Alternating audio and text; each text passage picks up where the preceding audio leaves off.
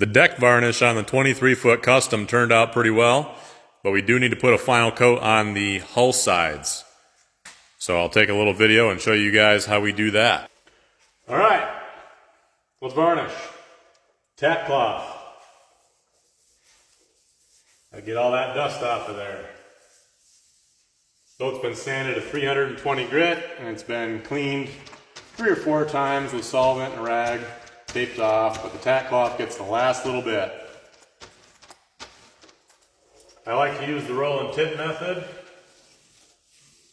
It's a West System epoxy foam roller. And we'll just kind of put on a nice even coat there. We'll go about this far. This is Pettit Captain's varnish. Thinned out just a little bit with turpentine. Now I'll use my 3-inch foam brush. Brush along the grain, always into the wet where I just have been, to break the bubbles and make sure it's smooth.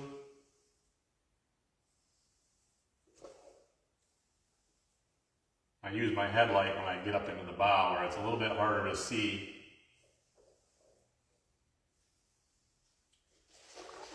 We look back at the glare and see if there's any dry spots or holidays that we would call them.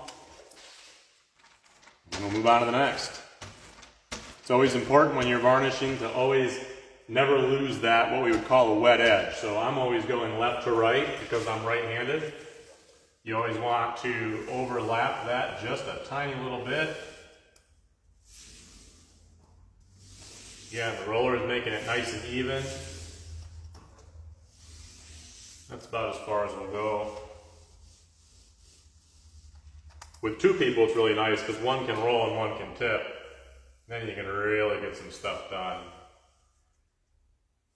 But I'm never putting that tack cloth down because I don't want to pick up other stuff. I like to have the roller and the brush handy. I don't want them to tip down, lose them on the floor or something like that. Makes for a bad coat.